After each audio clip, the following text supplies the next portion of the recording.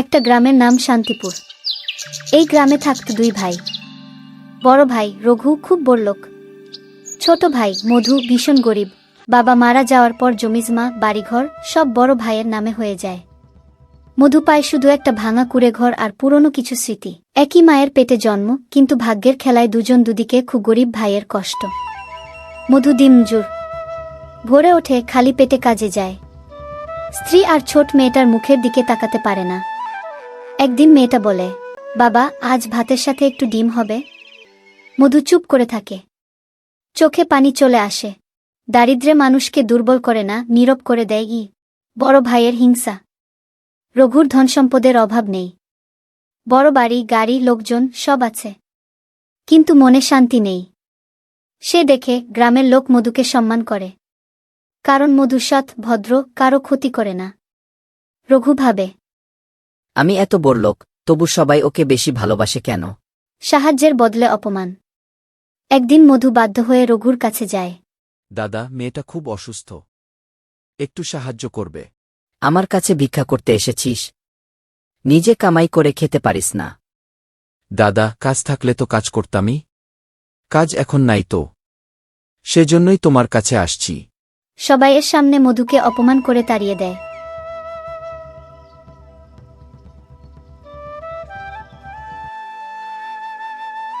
চরম বিপদ। রাতে ঝড় বৃষ্টি।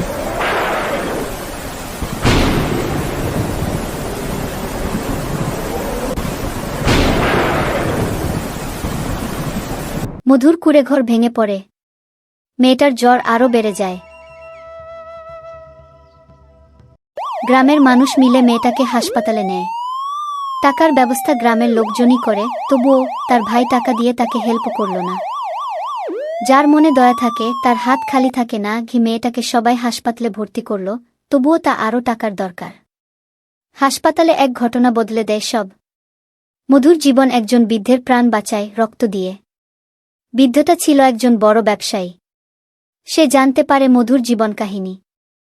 এত কষ্টের মাঝেও তোর মনটা এত ভালো কিভাবে?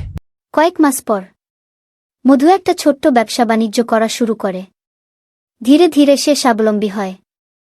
অন্যদিকে রঘুর ব্যবসায় ধ্বংস হতে থাকে। লোকজন চলে যায়, সম্মান হারায়। রঘু বুঝতে শুরু করে, টাকা থাকলেই মানুষ বড় হয় না।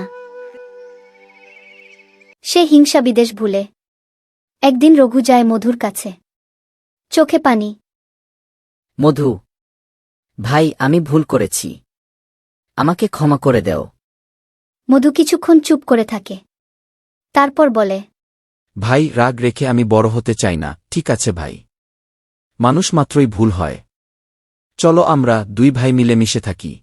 মধু রঘুকে আশ্রয় দেয়। আবার দুই ভাই একসাথে। হিংসা মানুষকে শূন্য করে দেয়, আর ভালোবাসা গরিবকেও রাজা বানায়।